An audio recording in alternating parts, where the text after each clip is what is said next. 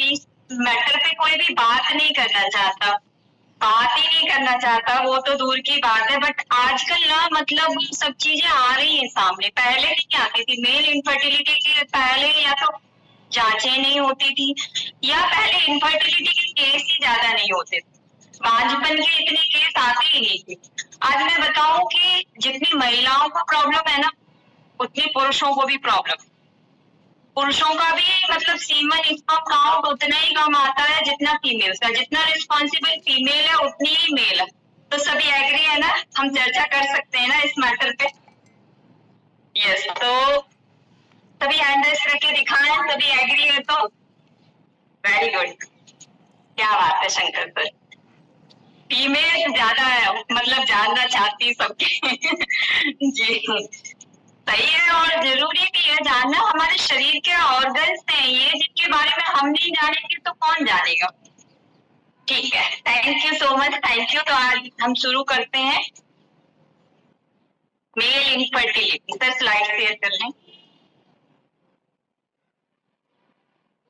तो जिन पुरुषों, जिन महिलाओं को 2 साल से ज्यादा हो जाता है शादी के बाद में, और जो बच्चा कंसीव करना चाहती हैं या चाहते हैं, उन लोगों को बेबी नहीं हो पाता है, तो वो केस डॉक्टर्स के पास आते हैं और वहां पे डिस्कशन निकलता है।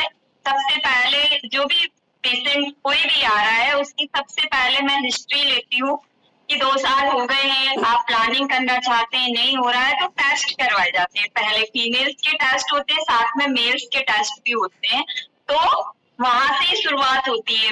मेल्स का सिर्फ एक ही टेस्ट होता है, सीमन टेस्ट।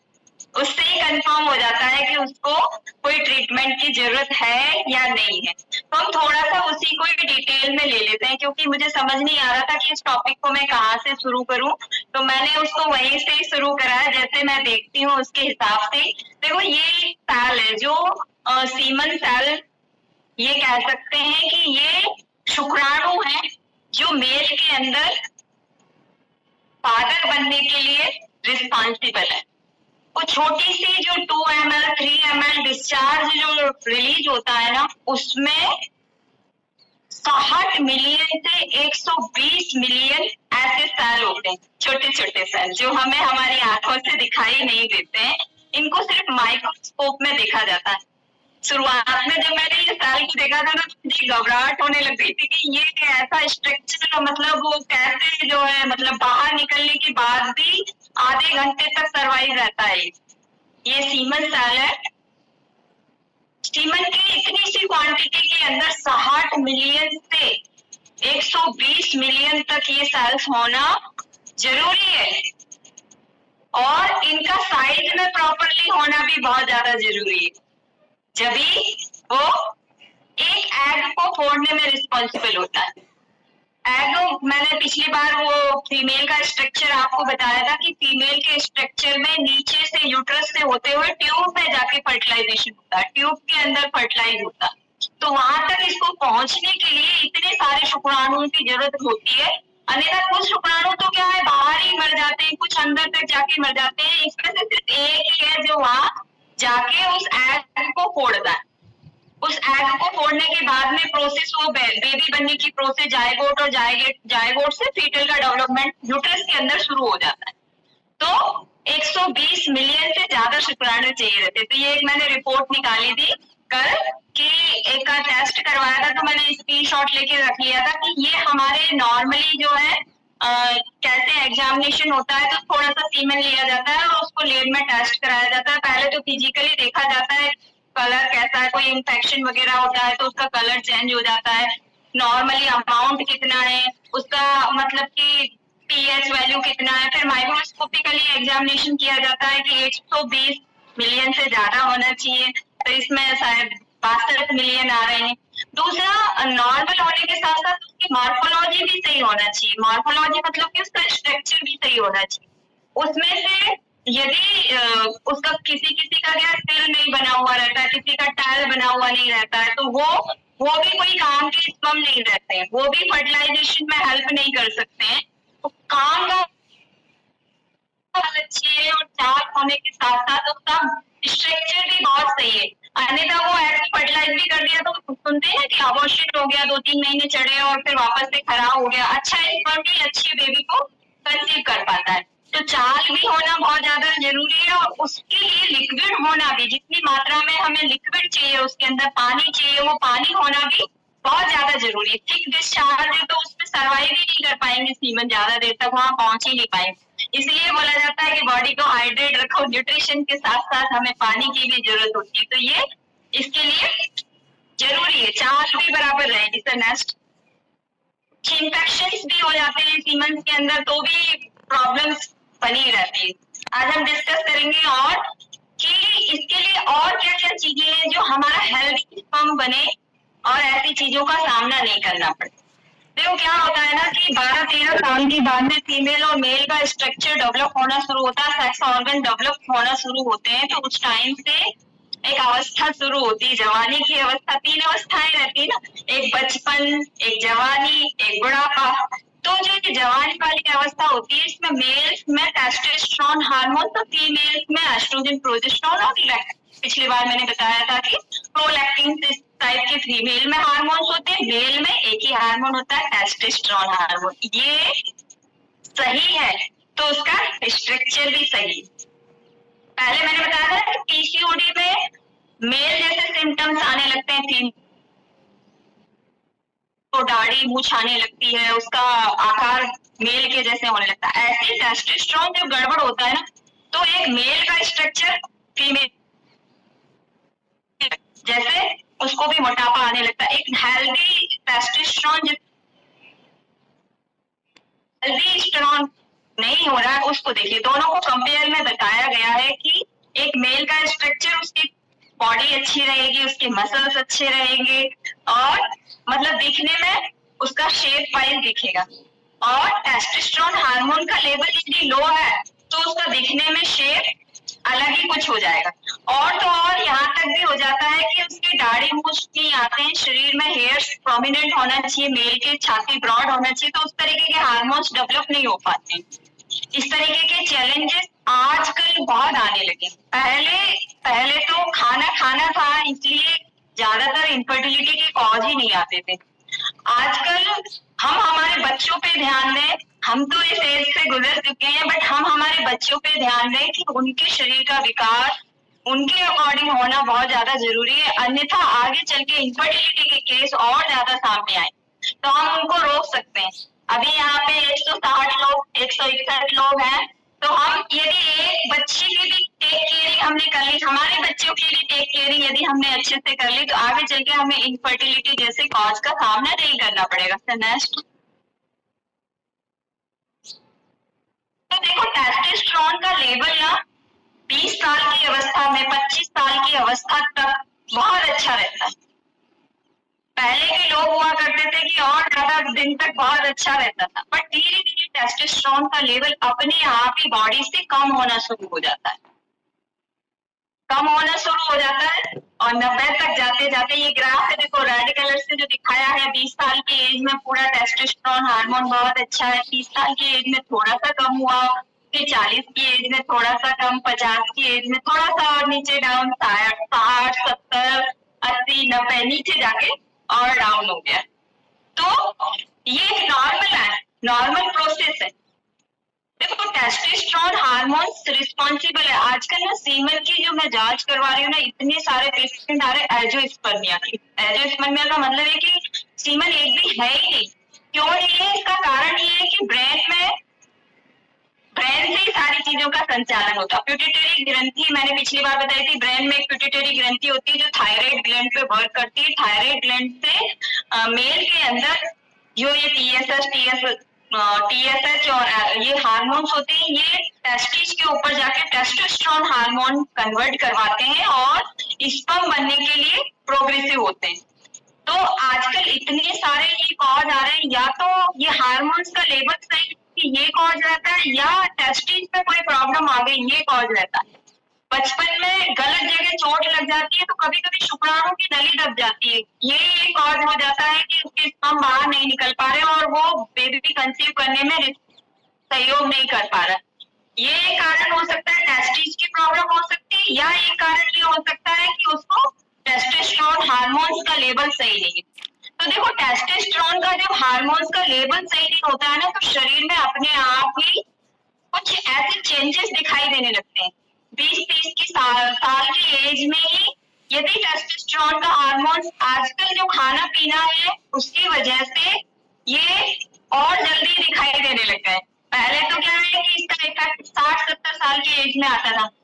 आजकल एक प्रॉब्लम और भी बहुत ज्यादा चल रही है, प्रोस्टेट की प्रॉब्लम, जो कि 55 और 60 साल की एज में होती है। आपके परिवार में भी किसी को हुई होगी, है ना? सुना होगा कि 60 साल की एज होने आई और प्रोस्टेट का ऑपरेशन करवाना पड़ा। प्रोस्टेट क्या है कि जनरली एक ग्रंथि है जो कि फ्लूइड का सिक्रीशन करती है, मेल फ्लूइड का सिक्रीशन करती है। बट इसका जब काम थोड़ा कम हो जाता है ना, तो वो अपने आप में ही स्वेलिंग करने लगती है। वहां से क्या होता है, यूरिन की नली पास होती है, तो यूरिन की नली को दबाने लगती है, बाथरूम रुक रुक के आने लगती है, ऐसे सिम्टम्स आने लगते हैं, बार बार बाथरूम की आदत पड़ी हुई रहती है। और वो टेस्ट करवाता है तो पता चलता है कि उसकी प्रोस्टेट ग्रंथि बढ़ी हुई है और उसको ऑपरेट करवा के निकलवाना पड़ेगा। और टेस्टोस्टेरोन का लेवल जब 40 साल की अवस्था में या 35 साल की अवस्था में मैंने ज्यादातर देखा है कि टेस्टोस्टेरोन का लेवल कम होने लगता है। क्या होने लगता है? उसके बाल आगे से साफ होने लगते हैं और खाना ऐसा बेकार बेकार हो गया, टमी फैट बढ़ने लगता है। तो हमारे बाल एकदम, बाल में वीकनेस आ जाती है, बाल एकदम यहाँ से उड़ते उड़ते यहाँ तक चले जाते हैं। बहुत सारे पुरुषों को देखा होगा ना आपने कि उनके टमी फैट बाहर निकल आता है और मसल्स वीक हो जाती है। जो अभी पहले वाले इंस्ट्रक्शन में था वही इफेक्ट यहाँ पर बताया है कि उसका बैली फैट बढ़ जाता है, मसल्स वीक हो जाते हैं और वो डिप्रेशन, कंफ्यूजन होने लगता है, उसको मतलब डिजायरनेस आ जाती है, हर काम में उसका मन नहीं लगता है और चिड़चिड़ा सा हो जाता है। तो इसके लिए कहा जाते हैं, फिर डॉक्टर्स के पास जाते हैं कि मेरा दिमाग सही काम नहीं करता है, मेरा कहीं मन ही नहीं लगता है। और मतलब ये पेशेंट ना 25-30 साल की अवस्था में इतनी डिजायरनेस उसको फीलिंग आने लगती है जब टेस्टोस्टेरोन का हार्मोन्स का लेवल कम होता है, क्योंकि वो दूसरों से कंपेयर करता है कि मेरे अंदर उतनी एनर्जी नहीं है, मैं क्यों इतना वीक नजर आ रहा हूँ, वो तो इतना अच्छा है, वो तो इतना अच्छा है। समाज में इस तरीके की चीजें सामने आने लगती है। तो घर में डिस्कशन नहीं होता है, डॉक्टर्स के पास जाके डिस्कशन होता है और फिर डॉक्टर देता है सिर्फ नींद की दवाई, खाओ और सो। वो कुछ डॉक्टर्स तो बताते ही है, खैर आप अपनी लाइफ स्टाइल को ठीक करिए, आप अपने अच्छे मतलब मूड को सही करने के लिए जो भी कर सकते हैं वो सही करिए, आप प्रॉपरली एक्सरसाइज करिए, क्योंकि देखो एक्सरसाइज का रोल स्पर्म के अंदर जो स्पर्म है उसकी गतिशीलता को बढ़ाते हैं, बॉडी की गतिशीलता, बॉडी की फ्लेक्सिबिलिटी तो बढ़ती है, सीमन की फ्लेक्सिबिलिटी भी बढ़ती है, उसमें भी जो स्पर्म है वो अच्छे होते हैं। तो इस सारी चीजों का रोल हमारे शरीर से निकलता है। तो ये सारे कॉम्प्लिकेशन आने लगते हैं यदि टेस्टोस्टेरोन का हार्मोन्स का लेवल सही नहीं है। इनफर्टिलिटी के कॉज में वेरिकोसिल। वेरिकोसिल क्या है? आपने देखा होगा वेरिकोसिल को, वेरिकोस वेन्स जो होते हैं पैरों में गुच्छे गुच्छे जैसे, किसी किसी का आपने देखा होगा कि पैरों में गुच्छे गुच्छे जैसे बन जाते हैं, ज्यादा देर वो खड़े रहते हैं या उनकी लाइफ स्टाइल सही नहीं है तो पैरों में वेरिकोसिल हो जाते हैं, वेन्स प्रोमिनेंट होकर गुच्छे गुच्छे जैसा बना लेते हैं। इस टाइप के चैलेंजेस आते हैं।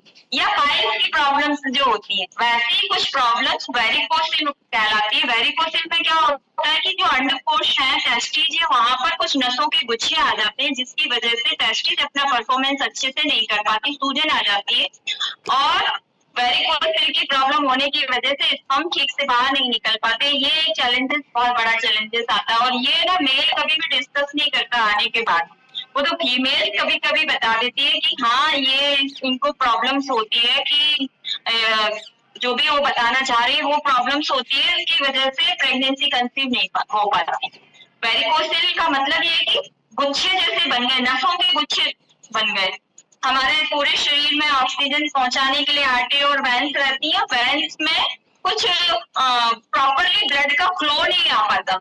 प्रॉपर ब्लड का फ्लो तो जब आएगा ना जब वो अच्छा खा रहा है, उसका हार्ट हेल्दी है, क्योंकि प्रेशर से हार्ट पहुंचा रहा है उतनी ही प्रेशर रिटर्न आना चाहिए उसके पास में, तो हमारा शरीर अच्छे से फंक्शन करेगा। तो उसके लिए प्रॉपरली ऑक्सीजन, न्यूट्रिशन वहां तक पहुंचेगा, और न्यूट्रिशन नहीं पहुंचेगा तो वो अच्छे से टेस्टिस भी अपना फंक्शन नहीं कर पाती। तो what cause low sperm count? Low sperm count के कॉजेस क्या है? तो आप देखिए इसको क्या क्या कॉजेस हैं इसमें। पूरा ऐसा कुछ भी नहीं है जो हमारे लाइफ स्टाइल, जो हमारे दिन भर में ऐसा नहीं होता हो, है ना। या तो मेडिकल कॉज हो सकता है, कोई भी दवाई वगैरह आप रेगुलर में खा रहे हैं तो उसकी स्पर्म काउंट कम हो सकते हैं, तो उसकी सेक्सुअल पावर कम हो सकती है। इन्वायरमेंटल फैक्टर, बाहर से जो भी, स्मोकिंग का बहुत बड़ा रीजन रहता है, स्मोकिंग और अल्कोहल, ये हमारे मेल के लिए एकदम घातक चीज है और ये ज्यादातर मेल ही लेते हैं, फीमेल्स इसमें ज्यादा इन्वॉल्व नहीं होती। स्मोकिंग और अल्कोहल में मेल ही ज्यादा इन्वॉल्व होते हैं और ये उनको पता ही नहीं है। वो सोचता है कि मैं पावरफुल हो गया, जबकि वो पावरफुल नहीं हुआ है। उसके स्पर्म धीरे धीरे धीरे अपने आप ही कम होने लगते हैं या विकृति वाले होने लगते हैं, टूटे फूटे स्पर्म बनने लगते हैं। तो ये बहुत घातक चीज है। तो हमें हमारे लाइफ स्टाइल में इन सब चीजों को इन्वॉल्व नहीं करना है। सब चीज का इफेक्ट हमारे शरीर के ऊपर पड़ता है। कुछ भी हम खाते पीते हैं, हमारे लाइफ स्टाइल में कुछ भी हम ले रहे हैं, बॉडी के अंदर जा रहे हैं, तो वो ऑर्गन्स पे इफेक्ट डालना नॉर्मल बात है ना। तो इसमें सभी को दिया हुआ है कि यदि हमारी लाइफ स्टाइल सही नहीं है, लाइफ स्टाइल में हमारे ऐसे कुछ चैलेंजेस हैं, तो हमें ऐसी प्रॉब्लम्स होती है। दूसरा जो है, रिस्क फैक्टर में आते हैं जो कुछ भी खा लेते हैं, मतलब कि सिंपल फूड, कार्बोहाइड्रेट जो भी ले रहे हैं ना। पहले क्या होता था, पहले ये मैदा के आइटम बनाना कोई जानता ही नहीं था, दूध था, खाना था। बट आजकल कुछ तो केमिकल आ ही रहा, पेस्टिसाइड्स फसलों में, गेहूं और इन सब में डल के आ ही रहा। और दूसरा, हमने उसको बनाने की प्रोसेस बिल्कुल अलग कर दी और रखने की प्रोसेस बिल्कुल अलग कर दी। पहले फ्रिज तो होते ही नहीं थे ना, प्रिजर्वेटिव होते ही नहीं थे ना, तो ये सब बीमारियां वहां से ही शुरू हुई है। तो इनफर्टिलिटी का कॉज भी वहीं से ही आ रहा है कि या तो मोटापा बढ़ गया, मोटापा बढ़ने के बाद में ऐसी डिजायरनेस आ जाती है, ऐसी इतनी वीकनेस हो जाती है, तो स्पर्म काउंट तो फर्क पड़ेगा ही, उसकी दूसरी एक्टिविटीज पे भी बहुत ज्यादा फर्क पड़ता है। तो ये कारण बताएं कि यदि हमारी लाइफ स्टाइल में ऐसी ऐसी चीजें यदि हैं, तो हमारे स्पर्म पे फर्क पड़ना नॉर्मल बात हो जाती है ना। तो स्पर्म के लिए जरूरी है एक्टिव रहना और बॉडी में 5 चीजों का ही ध्यान रखना है। एक तो वाटर का इंटेक बराबर रखना है, अपनी लाइफ स्टाइल में एक्सरसाइज बराबर रखें। देखो ये और भी कॉजेस हैं, उसी से रिलेटेड उन्हीं को ही हाईलाइट करा है कि डाइटरी न्यूट्रिशन, मतलब कि प्रॉपर बॉडी के अंदर जो न्यूट्रिशन चाहिए वो न्यूट्रिशन नहीं मिल पा रहा बॉडी को। कॉज ही इलाज बॉडी में। देखो न्यूट्रिशन में बेसिकली क्या है, स्पर्म को अच्छा रखने के लिए vitamin C, vitamin E, zinc, vitamin D, ये चीजें रिस्पॉन्सिबल होती है। विटामिन ई बहुत ज्यादा जरूरी है, एंटीऑक्सीडेंट बहुत ज्यादा जरूरी है। विटामिन सी हमारी इम्यूनिटी पावर को तो बढ़ाता ही, साथ में स्पर्म की सेल लाइफ को भी इंक्रीज कर देता है। विटामिन जिंक, ये सारे हमने विटामिन के बारे में रेगुलर भी हम सीख रहे हैं और कोरोना में भी इनका महत्व हमने जाना है कि ये विटामिन हमारी बॉडी के लिए बहुत ज्यादा जरूरी, सभी लोग जानने लग गए आजकल। तो विटामिन हम खाएंगे, बॉडी को देंगे तो ये फंक्शन होगा ना। हमारे ये टंग के टेस्ट के लिए हम कुछ भी जो डाल लेते हैं ना, उसका ये साइड इफेक्ट हमें आगे चल के नजर आता है। इसके आगे जो है इंक्रीज, देखो बीमारियां बढ़ने के पीछे रीजन यही है ना कि हम कुछ भी हमारी लाइफ स्टाइल में कुछ भी ले लेते हैं, कुछ भी उसका यूज कर लेते हैं बिना साइड इफेक्ट जाने। ऐसा लगता है कि इससे हमारी पावर बढ़ जाएगी, कुछ भी उठा के मेडिसिन खा ली, कुछ भी खा ली, उससे क्या साइड इफेक्ट निकलता है, आगे चल के कैंसर हो सकता है या डायबिटीज या कुछ भी इस टाइप की। यदि हमारी लाइफ स्टाइल में हम इस तरीके की चीजों का यूज करते हैं तो बीमारियां तय होना नॉर्मल बात हो जाती है। इसके अलावा एनवायरमेंटल फैक्टर, वही सारी चीजों को रिपीट करा गया है इसमें कि एज फैक्टर हो सकता है। एज फैक्टर वही 50 साल के बाद में टेस्टोस्टेरोन का लेवल काफी डाउन हो जाता है। और वेरिकोसिल के बारे में भी मैंने आपको बता दिया है कि वेरिकोसिल एक स्पर्म लो का बहुत बड़ा रीजन है। वेरिकोसिल में नसों के गुच्छे जैसे बन जाते हैं टेस्टिस के आसपास, जो कि परफॉर्मेंस नहीं करने देते हैं और साथ साथ जो है स्पर्म का लो काउंट हो जाता है। Sir next. तो देखो ये अभी मैंने बताया था ना कि जो है विटामिन ई और एक शंकर सर ने टॉपिक लिया था ऑक्सीडेटिव स्ट्रेस का, बहुत ही शानदार था वो। स्ट्रेस से ब्रेन से सारी चीजें कंट्रोल होती है, ब्रेन से ही सब कुछ कंट्रोल होता है, क्योंकि ब्रेन के अंदर ही ग्रंथियां हैं जो सारी चीजों के लिए रिस्पॉन्सिबल होती है। तो ये कैसे गड़बड़ हो जाती है, ये लाइफ स्टाइल में देखो कॉफी है, ऐसा एरो बने हुए हैं ना, स्ट्रेस है, और भी जो खाने में हम प्रोसेस फूड और जो भी ये मतलब खाने में हम गलत गलत चीजें जो भी खाते हैं, या देखो टेस्टिस के ऊपर टेम्परेचर का बहुत बड़ा इफेक्ट होता है। टेम्परेचर का इफेक्ट देखो, टेस्टिस को थोड़ा सा शरीर के नीचे लटका के रखा है, क्यों लटका के रखा है, क्योंकि हमारी बॉडी का टेम्परेचर बहुत ज्यादा होता है और स्पर्म को थोड़ा सा कम टेम्परेचर चाहिए रहता है। हाई टेम्परेचर में ये स्पर्म खराब हो जाते हैं, अंदर जो ये संरचना बताई थी ये सेल्स अपने आप खराब हो जाती है। इसके लिए इसको थोड़ा सा नीचे डाउन करके रखा गया है, ताकि टेम्परेचर सही रहेगा तो स्पर्म हेल्दी रहेंगे। तो बॉडी की संरचना को इतना बढ़िया बनाया है ईश्वर ने कि वही जाने उसकी संरचना क्या है, अंदर क्या है क्या नहीं है। तो देखो इसकी वजह से ये जो चीजें है ना, ये एरो एरो एरो लगा के ऑक्सीडेटिव स्ट्रेस बढ़ता है, और उसकी वजह से स्पर्म सेल अपने आप खराब होने लगते हैं और धीरे धीरे करके वो इनफर्टिलिटी में कन्वर्ट हो जाता है। तो नेक्स्ट, तो ये हमारे ऊपर है कि हमें क्या करना है क्या नहीं करना है। तो देखो ये मेल फैक्टर के बारे में बताया है कि मेल फैक्टर के अंदर जो भी चीजें डाली गई है ना, वो एकदम बेस्ट रूप से डाली गई है। इसमें एक मेथी का एक्सटेंट गुण है, उसको लिया गया है, जिससे ये जो टेस्टोस्टेरोन का लेवल धीरे धीरे कम हो रहा है ना, वो कम नहीं होता। देखो मेथी का यूज हम पहले भी करते थे ना वेट लॉस के लिए, बहुत सारे लोगों ने मेथी का पानी, मेथी को पीस के भी खाया होगा।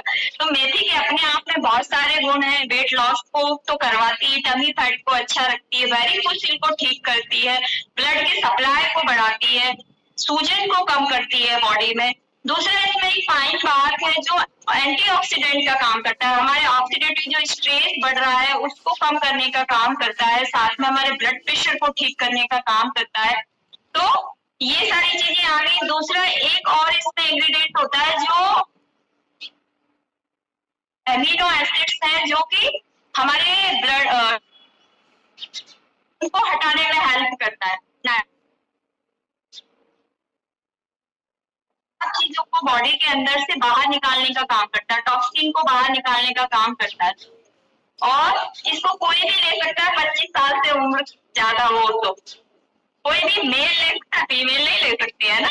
मेल के लिए है ये, मेल के लिए 25 साल से ऊपर वाले को ये रेगुलर बेस पे लेना चाहिए। दूसरा हमारी लाइफ स्टाइल में अभी जैसा मैंने बताया कि पानी अच्छा रखना है, वाटर और एक्सरसाइज प्रॉपर करना है। भोजन में हमारे जो है फ्रूट्स का यूज ज्यादा करना है। फ्रूट्स में संतरा है, अनार है। अनार बेसिकली मतलब देखो ब्लड चाहिए, सप्लाई के लिए ब्लड चाहिए, न्यूट्रिशन प्रॉपरली वहां पर पहुंचे तो ब्लड चाहिए। जिन पुरुषों को टेस्टोस्टेरोन लेवल कम होता है ना, उनको एनीमिया की कंडीशन भी बन जाती है। तो vitamin C, vitamin D, zinc, ये सारे विटामिन तो यदि हम पर डे लेना चाहिए। दूसरा ड्राई फ्रूट्स, वॉलनट्स और ओमेगा 3 वाली जो भी चीजें हैं वो रेगुलर बेस पे लेना बहुत ज्यादा जरूरी रहती है। बीन्स है, और सब्जियों पे जाए तो ब्रोकली है, पालक है, मतलब ये सारी चीजें प्रॉपरली हम रेगुलर बेस पे ले रहे हैं तो हमारा शरीर एकदम स्वस्थ रूप से अच्छा परफॉर्मेंस करता है। इसके साथ साथ नींद, प्रॉपर रिलैक्सेशन ब्रेन के लिए बहुत ज्यादा जरूरी है, और नशीली चीजों से दूर रहना है, क्योंकि ये हमारे सारे पावर को खत्म करता है, हमारी बॉडी के प्रत्येक ऑर्गन्स को खत्म करता है, यहाँ से लेके पूरे शरीर को डैमेज करता है। हमारे बोन्स अच्छे रहे, हेल्दी रहे, इसके लिए हमें हमारी लाइफ से स्ट्रेस को हटाना है। हैप्पी रहना, वो लास्ट वाली स्लाइड की ना सर की हमें अच्छा रहना है या सैड बने हुए बीमारियों को एंजॉय करना है। ये हमारे हाथ में, हमारे दिन को हम डिजाइन कर सकते हैं, कोई और नहीं कर सकता। हमारी लाइफ हमारी रीति कैसे जीना है वो हमारे ऊपर डिपेंड करता है। तो thank you so much. I hope थोड़ा बहुत तो आप सभी को समझ में आया होगा। Thank you sir, thank you. Amazing, fantastic.